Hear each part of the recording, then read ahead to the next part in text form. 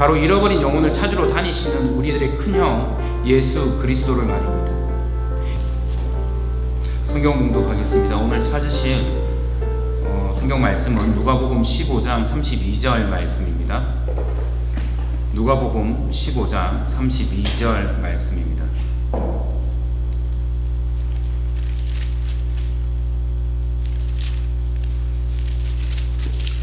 오늘 찾으실 성경 말씀은 누가복음 15장 32절 말씀입니다. 다 같이 합독하겠습니다. 이는 내 동생은 죽었다가 살아났으며 내가 잃었다가 얻었기로 우리가 즐거워하고 기뻐하는 것이 마땅하다 하니라. 아멘. 한 주간 평안하셨습니까? 저는 지난 성령 강림 주일을 지나오면서 예수님이 이 땅에 교회를 세우신 지 2000년이 넘었지만 세상 여기저기에서는 여전히 기근과 전쟁의 이야기가 전해오고 전 세계적으로는 코비드-19로 인해서 공포가 세상을 지배하고 있고 또 미국에서 들려온 인종차별의 이야기가 저희 마음을 무겁게 했던 한 주였습니다. 그런 생각들을 하고 있는데 갑자기 이 찬양이 생각이 나더라고요. 너무 예전 찬양이라서 알고 계실지 모르겠지만 잠시 찬양 하나 하겠습니다.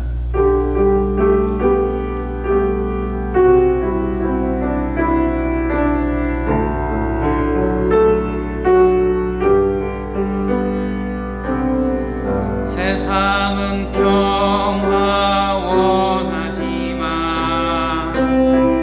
전쟁의 소문 더 늘어간다. 이 모든 인간 고통 두려우고 그 지겨움 끝없네. 그러나 주 여기 계시니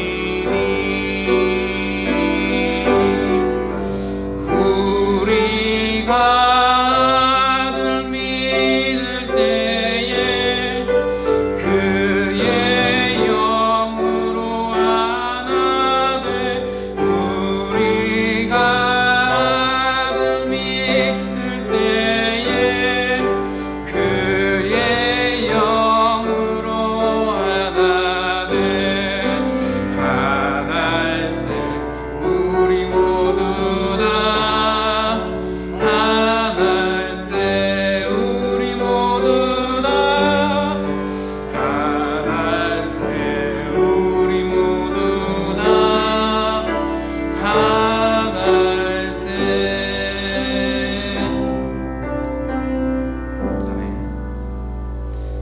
이 찬양을 부르면서 그렇구나. 비록 이 세상의 일이 우리의 바램대로 되지 않을지라도 우리는 예수 그리스도로 인해서 희망을 가질 수 있구나라는 생각이 들었습니다. 오늘은 누가복음 15장 말씀을 중심으로 우리들의 큰형 예수 그리스도라는 제목으로 은혜 나누고자 합니다. 저는 요즘 그동안 여러 사역자분들에게 추천받았던 책들을 읽고 있는데요. 최근에 읽었던 책들 중에서 가장 분량이 짧았던 책이고 그리고 가장 충격적으로 다가왔던 책이었고 믿음의 본질에 대해서 다시 한번 생각하게 했던 책이라서 우리 에베네셀 교회 성도님들과 그 내용 한번 나누면 좋겠다라고 생각한 팀 켈러 목사님의 탕부 하나님이라는 책에서 모티브를 얻어서 말씀을 전하려고 합니다. 물론 이미 이 책을 읽으신 성도님들도 계시겠지만 다시 한번 믿음의 본질에 대해서 생각해 보시는 그런 시간도 의미가 있지 않나 생각을 해봅니다. 저는 이 책의 제목부터 고개가 갸우뚱했었습니다. 탕부 하나님. 저는 누가복음 15장 11절부터 32절까지의 비유를 탕자의 비유라고 알고 있었기 때문에 탕부 하나님이라는 제목을 처음 볼 때는 하나님을 비판하는 무신론자나 혹은 자유주의 신학자나 목사가 저술한 책이 아닌가라는 의문이 들었습니다. 근데 그 책 아래 보면 이 책의 저자가 팀 켈러라는 이름이 적혀 있는 것을 보고 이 목사님은 21세기 C.S. 루이스라고 불리우는 저희 기독교 변증가이자 뉴욕의 리디머 교회 담임 목사님이셨고, 그리고 전 세계적으로 유명한 베스트셀러 작가인 그 팀 켈러 목사님이 맞나라는 생각도 들었습니다. 하지만 이 책을 읽으면서 이 당부의 의미는 제가 직관적으로 생각했던 의미와는 다르다는 것을 알게 되었습니다. 이 책의 영어 제목은 The Prodigal God입니다. 여기서 Prodigal은 제멋대로 군다라는 뜻으로 쓰인 것이 아니라 또 다른 의미인 무모할 정도로 씀씀이가 해프다, 하나도 남김없이 다 쓴다의 의미였습니다. 이 단어는 아버지의 재산을 탕진해버린 둘째 아들을 수식하는 말로도 어울리지만 그 둘째 아들을 아낌없는 사랑으로 다시 받아들인 이 비유 속의 하나님을 상징하는 아버지와도 잘 어울린다는 생각이 들었습니다. 그리고 이 하나님 아버지의 사랑이야말로 우리의 가장 큰 소망이자 삶을 변화시키는 경험입니다. 먼저 누가복음 15장 전체 내용을 말씀드리려고 합니다. 예수님은 두 부류의 사람들에게 지금 이야기를 하고 있습니다. 15장 1절과 2절을 보시면 모든 세리와 죄인들이 말씀을 들으러 가까이 나아오니 바리새인과 서기관들이 수군거려 이르되 이 사람이 죄인을 영접하고 음식을 같이 먹는다 하더라. 아멘. 그 두 부류의 사람 중에서 첫 번째 부류는 세리와 죄인들이고 두 번째 부류는 바리새인들과 서기관들입니다. 그리고 이 청중들에게 예수님께서는 먼저 잃어버린 양의 비유와 잃어버린 드라크마의 비유를 하십니다. 잃어버린 양의 비유는 양 100마리 중 잃어버린 한 마리를 찾아다녔던 주인이 한 마리를 찾은 후에 이웃들과 기뻐서 잔치를 벌리는 내용이고, 잃어버린 드라크마의 비유 역시 10 드라크마를 가진 여자가 잃어버린 한 드라크마를 찾은 후에 이웃과 잔치를 벌린다는 내용입니다. 이 비유는 둘 다 예수님께서 잃어버린 자들, 즉 죄인들을 구하러 오셨다는 이야기입니다.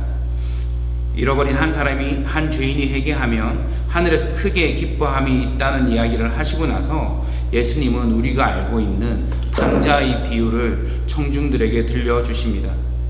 앞의 두 이야기가 잃어버린 것을 찾는 이야기였기 때문에 우리는 그 다음 비유 또한 잃어버린 둘째 아들을 찾는 이야기라고 많이 알고 있지만, 팀켈러 목사님은 이 비유를 탕자의 비유가 아니라 잃어버린 두 아들의 비유라고 설명하시고 있습니다. 저는 이렇게 설명하는 팀켈러 목사님의 말씀을 읽으면서, 그 책을 읽으면서 큰 아들도 아버지를 배신하거나 아버지를 속이고 나쁜 행동을 했었나라고 생각하고 다시 말씀을 보았지만 그렇지는 않았습니다. 그런데 왜 큰 아들도 잃어버렸다고 말씀하시고 계시지라고 책을 읽으면서 반문을 했었습니다. 이 비유에는 아버지, 큰아들, 둘째 아들 이렇게 세 명의 주요 인물이 등장을 합니다. 어느 날 둘째 아들이 아버지에게 아버지가 죽고 나서 자신이 받을 유산을 달라고 요구합니다. 이 유산은 아버지가 죽은 후에만 요구할 수 있는 권리이기 때문에 예수님 시대에 이스라엘에서는 이런 아들을 페류나라고 여겼습니다. 그러나 12절을 보시면 아버지는 기꺼이 아들의 의견을 받아들여서 자신의 살림을 각각 두 아들에게 나누어 주었습니다. 큰아들이 두 배의 몫을 받는 그 시대의 상속법에 따라서 아버지는 작은 아들에게는 3분의 1의 재산을 나누어 주고 큰아들에게는 3분의 1을 나누었을 것입니다.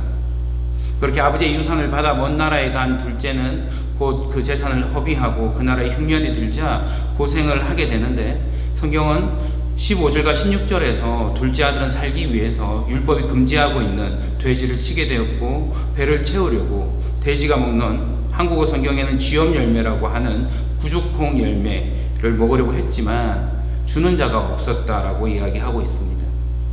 둘째 아들은 배고픔에서 오는 육체적인 고통뿐만 아니라 율법을 어기면서 받는 영적인 고통 또한 컸을 것입니다. 이렇게 비참한 생활 속에서 둘째 아들은 자신의 죄를 깨닫고 아버지의 품꾼이라도 되는 것이 이 생활보다는 낫다라고 생각을 하고 아버지께로 돌아갑니다.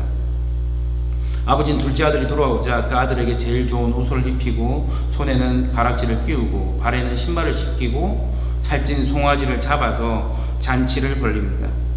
여기까지가 저희가 잘 알고 있는 잃어버린 둘째 아들을 향한 아버지의 사랑이자 이 이야기를 듣고 있던 죄인과 세리들에 대한 하나님의 사랑, 즉 하나님을 떠난 인간들에 대한 하나님의 끝없는 사랑을 이야기하고 있습니다.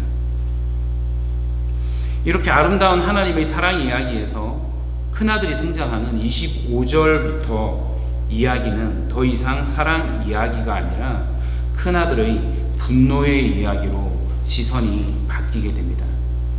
큰아들이 밭에서 일을 하고 집으로 왔는데 자신의 동생이 살아 돌아왔고 아버지가 그 돌아온 동생을 위해서 잔치를 연 것을 알게 됩니다.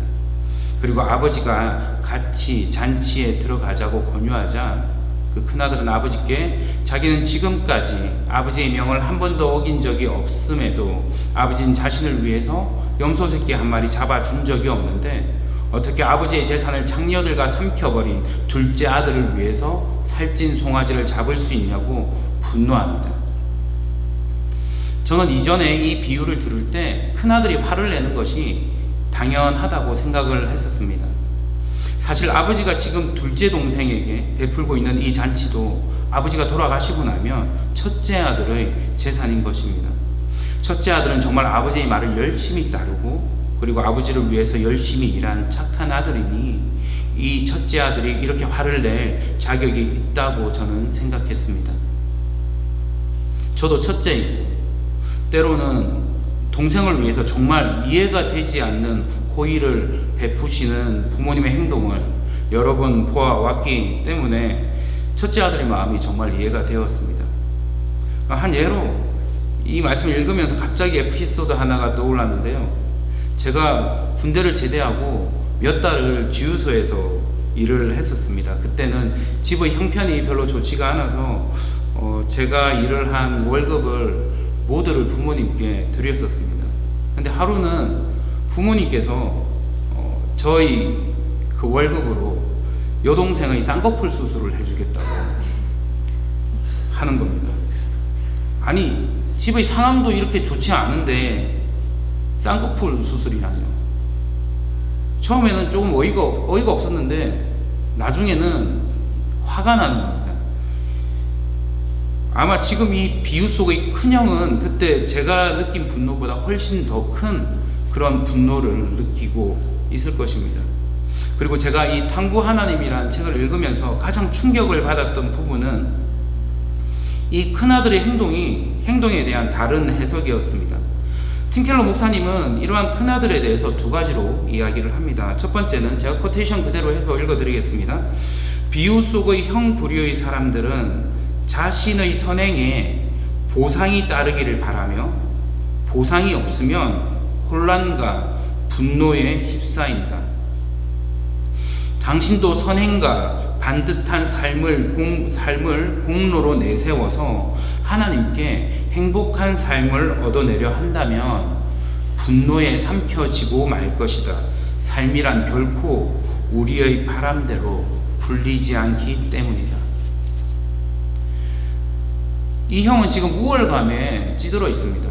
동생을 더는 동생으로 인정하지 않는 경멸에 찬 말투로 자신의 이력이 장녀들과 놀아난 동생보다 얼마나 더 나은지를 주장하고 있습니다. 따라서 이러한 자신의 선행과 공로로 아버지는 자신에게 최소한 동생보다는 나은 대우를 해야 한다고 말하고 있습니다. 다음으로 팀켈러 목사님은 아버지를 향한 형의 태도를 지적하고 있습니다. 형은 자신이 아버지에게 순종했다라고 자랑을 하지만 29절 말씀을 보시면 내가 여러 해 아버지를 섬겨 라는 말 속에서 그 큰형의 순종에 대한 배우의 동기와 태도가 나타납니다. 여기서 섬긴다라는 단어의 헬라 원어인 듀루오라는 단어는 종처럼 섬긴다라는 의미가 들어가 있습니다. 이 단어는 성경에서 주로 율법을 형식적으로 지키는 의미로 많이 사용되어 왔습니다. 하나님의 명령을 형식적으로 따른 형의 순종은 기쁨과 사랑을 찾아볼 수 없는 오로지 의무감이었습니다. 종처럼 일한다, 노예처럼 일한다라는 말에는 강요의 어감이 강합니다. 마음에 끌려서 스스로 행동하는 것이 아니라 두려움 때문에 일하는 것입니다. 마치 주일날에 교회에 가지 않았을 때 하나님의 구원잔치에 그리고 그 임재하심을 경험하지 못함에 가슴이 아픈 것이 아니라 자신은 교회를 출석하지 않으면 하나님께 벌받을까봐 무서워서 교회를 빠지지도 못하면서 주일에 교회를 출석하지 않은 다른 사람들을 주일 성수를 들먹이면서 정죄하는 그런 성도들 같은 마음인 것입니다. 예수님께서 지금 이 이야기를 듣고 있는 두 번째 부류인 바리새인들과 서기관들에게 창녀와 노란한 둘째는 자기의 죄를 깨닫고 회개함으로써 구원의 잔치에 참여하지만 너희와 같이 자신의 의로움을 내세운 큰아들들은 구원을 받지 못한다라는 이야기를 하고 계신 것입니다.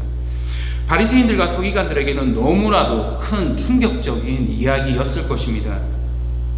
자신들이 그렇게 경멸하던 죄인, 세리, 창녀들은 회개함으로써 천국 잔치에 들어가는데 그 누구보다 하나님의 명령을 잘 따른다고 자부하던 자신들은 그 잔치에 들어갈 수 없다라는 비유를 예수님께서 이야기하고 계신 것입니다.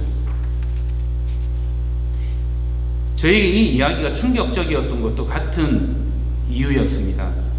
모태신앙으로 시작한 나의 믿음 생활 또한 하나님이 나를 구원하여 주신 은혜에 대한 감사와 그 감격보다는 부모님의 끌림에 의해서 주일에는 교회를 가야 하고 찬양을 따라 불러야 되고 학생의 임원으로 다른 아이들보다 거룩한 척 해야 하고 기도도 나의 마음에는 있지도 않은 그런 미사오구들의 말들로 나열할 때가 많이 있었습니다. 그런 신앙생활은 그저 아침에 일어나서 학교를 가는 것과 마찬가지였고 아침에 일어나서 직장을 가는 그런 의무감과 다를 것이 없었습니다. 이런 형들과 같은 인간들, 저와 같은 사람이 하나님께 순종한 것은 하나님께 무언가를 얻기 위해서입니다. 하나님 자체를 얻으려고, 즉 그분을 닮고 사랑하고 알고 즐거워하려고 순종한 것이 아니었습니다. 이 큰아들의 이야기는 저희 마음을 휩쓸고 지나갔습니다. 유진 피터슨 목사님은 메시지 성경에서 바리새인들과 서기관들을 이 시대의 거짓 목사, 전도사, 신학자라고 표현하고 있습니다. 과거의 저뿐만 아니라 전도사로 사역하고 있는 지금의 저도 큰 아들이지는 않는지 뒤돌아보게 되었습니다. 사실 저희 마음속에는요 이런 마음들이 있었습니다. 주님, 저는 주님을 위해서 주일 예배, 수요 예배, 새벽기도, 성경 읽기, 큐티를 열심히 하고 있는데 다른 열심히 신앙생활을 하지 않는 사람들보다는 저에게 더 복 주셔야죠. 저에게 이런 고통을 주시면 안 되잖아요 라고 원망하고 그리고 분노할 때가 있었습니다.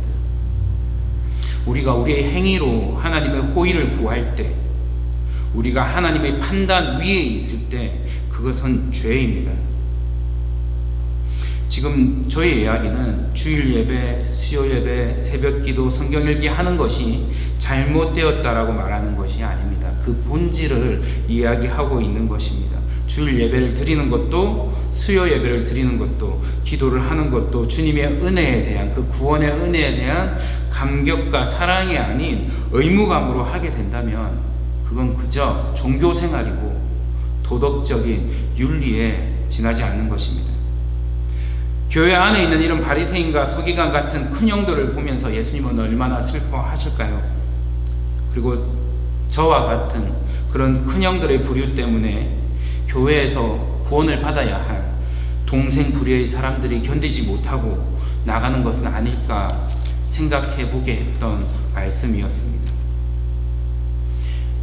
이 비유에서 아버지가 큰형에게 진정으로 원한 것은 무엇이었을까요? 예수님은 잃어버린 두 아들의 비유 이전에 잃어버린 양과 잃어버린 드라크마의 비유에서 잃어버린 것을 찾는 기쁨에 대해서 이야기를 하고 있습니다.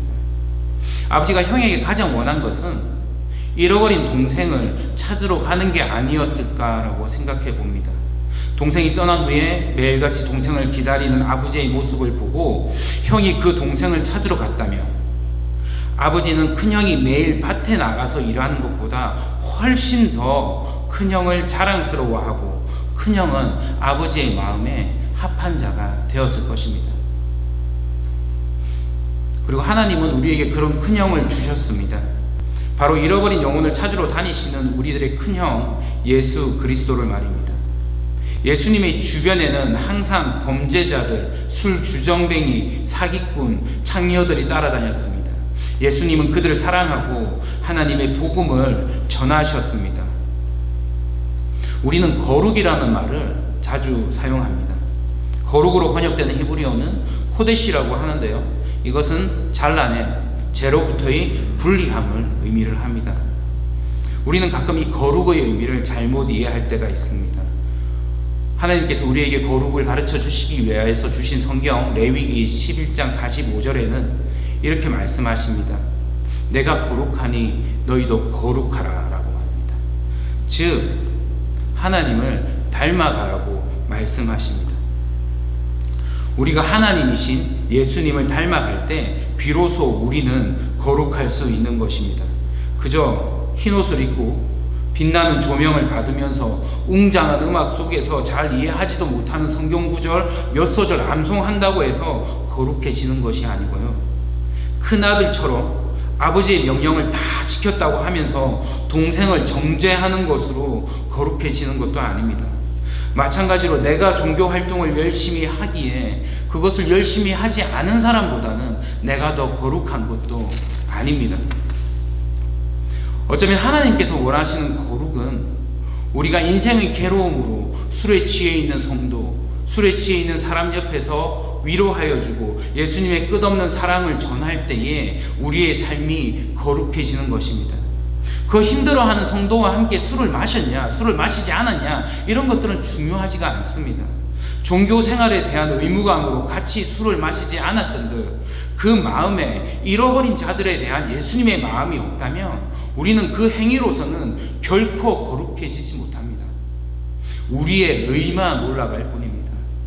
성경 두 구절을 같이 보았으면 좋겠는데요, 이사야서 64장 6절과 갈라디아서 3장 11절 말씀을 제가 세 번역으로 읽어드리겠습니다. 먼저 이사야서 64장 6절 말씀입니다. 우리는 모두 부정한 자와 같고 우리의 모든 의는 더러운 옷과 같습니다. 우리는 모두 나뭇잎처럼 시들었으니 우리의 죄악이 바람처럼 우리를 휘몰아갑니다. 갈라디아서 3장 11절 말씀입니다. 하나님 앞에서 율법으로는 아무도 의롭게 되지 못한다는 것이 명백합니다. 의인은 믿음으로 살 것이다라고 하였기 때문입니다. 그렇습니다. 율법적인 행위로는 어떤 누구도 하나님 기준의 의를 이룰 수가 없습니다.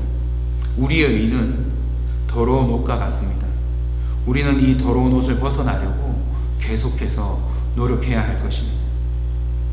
에베네셀 성도 여러분, 종교주의와 도덕주의의 의무감에 빠져있는 형이 되지 말고 예수님을 닮아가는 거룩한 진짜 형이 되시기를 소원합니다. 마지막으로 오래전에 들었던 이야기 가운데서 마음에 깊은 생각을 가지게 했던 간증을 하나 전하고 말씀을 마무리하고자 합니다. 한국의 유명한 연예인 한 분이 미국에서 신학 공부를 하다가 잠깐 한국에 돌아와서 콘서트를 하면서 농담처럼 나누는 이야기였는데요, 이 설교를 준비하면서 그 감정이 다시 한번 떠올랐습니다. 그 연예인의 어머니는 평생 새벽 기도를 빠지지 않으실 만큼 열심히 있는 신앙인이었습니다. 그런데 새벽 기도를 다녀와서는 매일 아침 가마솥에 장작불을 지펴서 가짜 꿀을 만드셨다는 것입니다. 불법이죠. 그 연예인은 이렇게 이야기를 했습니다. 나의 어머니는 하루도 빠지지 않고 불법을 하면서 새벽 예배에 가서 무슨 기도를 하셨을까요? 그리고 계속해서 기도회를 마치고 돌아와서 장작불을 지피면서 어떤 마음, 어떤 생각을 하면서 가짜 꿀을 만드셨을까요? 라는 질문을 했습니다. 그리고 잠깐의 정적이 흐른 후에 곧이어서 그 연예인은 이렇게 이야기를 했습니다. 나중에 알게 되었는데 어머니 집에 새들어 사시는 분이 경제적으로 어려워서 방세를 내지 못할까봐 걱정이 되어서 그댁의 가짜 꿀 만드는 일을 그렇게 지극정성으로 도우셨다네요. 예수님을 믿는 우리의 믿음의 본질이 무엇일까요? 가짜 꼴을 만드는 행위일까요? 이웃을 사랑하는 마음일까요? 비록 다른 사람들이 보기에 나는 의롭지 못한 사람일지라도 예수님이 말씀하신 사랑을 실천하면서 살아가는 것이 우리의 믿음의 본질이라고 생각을 합니다. 오늘 기도회를 하면서 과연 나는 의무감으로 믿음 생활을 하고 있는 것이 아니라 종교 생활을 하고 있지는 않은지 한번 되돌아보시기를 부탁드립니다. 예수님은 요한복음 8장 32절에서 이렇게 말씀하십니다. 진리를 알지니 진리가 너희를 자유케 하리라. 우리 주님의 복음의 진리 안에서, 그 본질 안에서 자유를 누리시는 에베네셀 교회 성도님들이 되시기를 소원하겠습니다. 기도드리시겠습니다. 사랑해 주님 감사드립니다. 오늘도 누가복음 15장 말씀을 통해서 저희에게 은혜 주심을 또한 감사를 드립니다. 오늘 이 찬양을 우리 함께 부르면서 하나님 정말 잃어버린 아들을 찾아 간절히 애타게 기다리고 찾았던 그 하나님 아버지의 마음을 하나님 내게도 좀 부어 주십시오. 우리 이 마음을 가지고 우리 이 찬양 같이 하나님 앞에 드리도록 하겠습니다.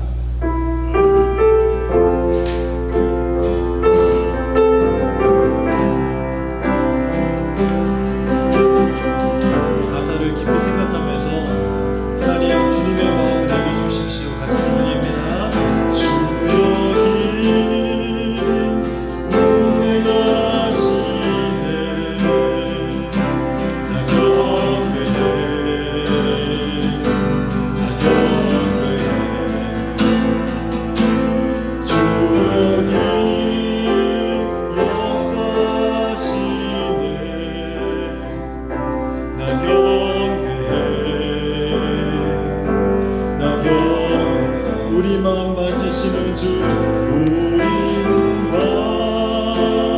만지시는 주, 나 경외해, 나 경외해. 우리만 고치시는, 우리만 고치시는 주, 나 경외해. 우리 삶 돌보시는 하나님, 우리 삶 돌보시는 주,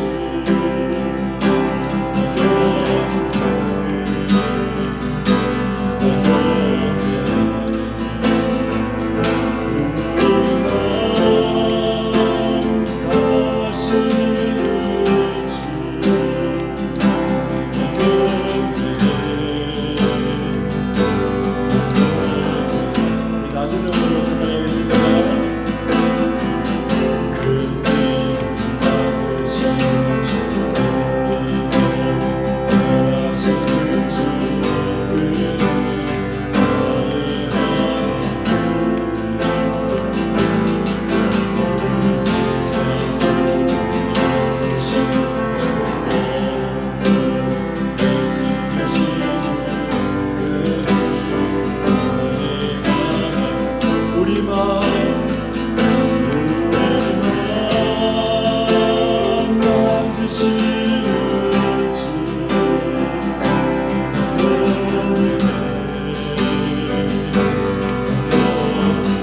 나의 맘 고치시는, 나의 맘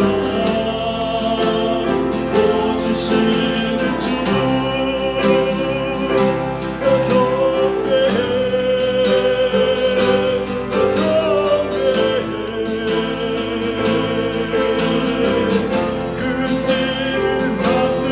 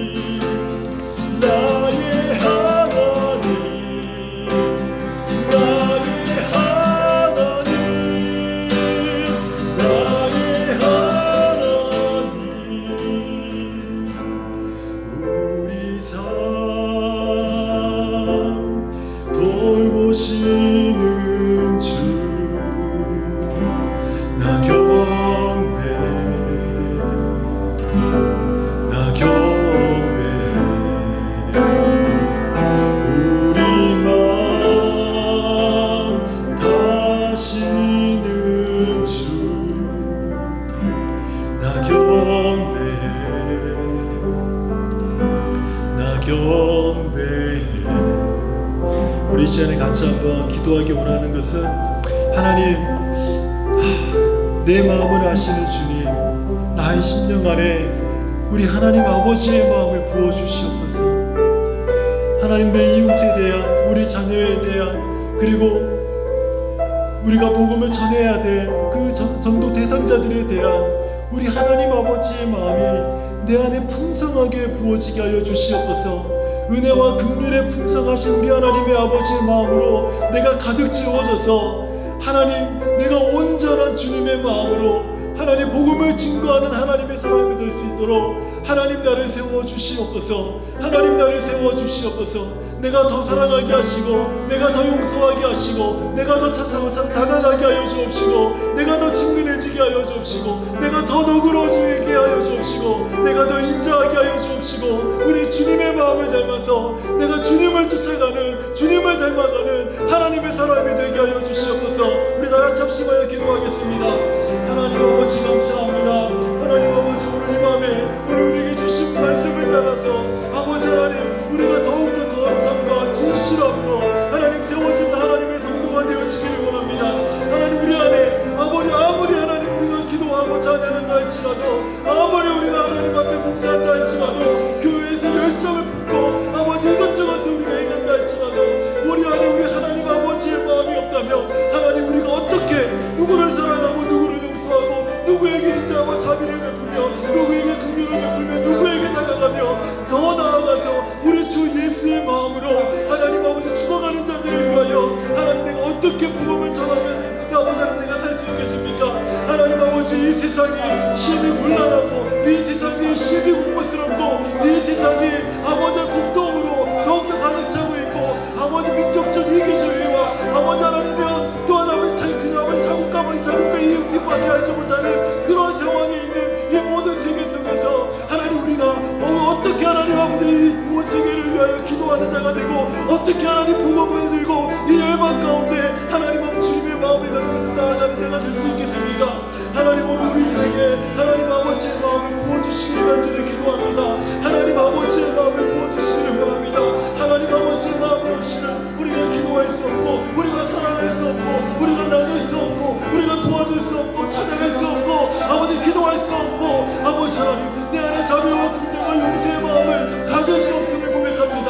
하나님, 우리가 아버지의 마음이 있지 아니하고는 우리가 겸손히 낮춰서 아버지 하나님, 다른 사람은 나보다 나은 사람으로 내가 여기며 살아갈 수 없습니다.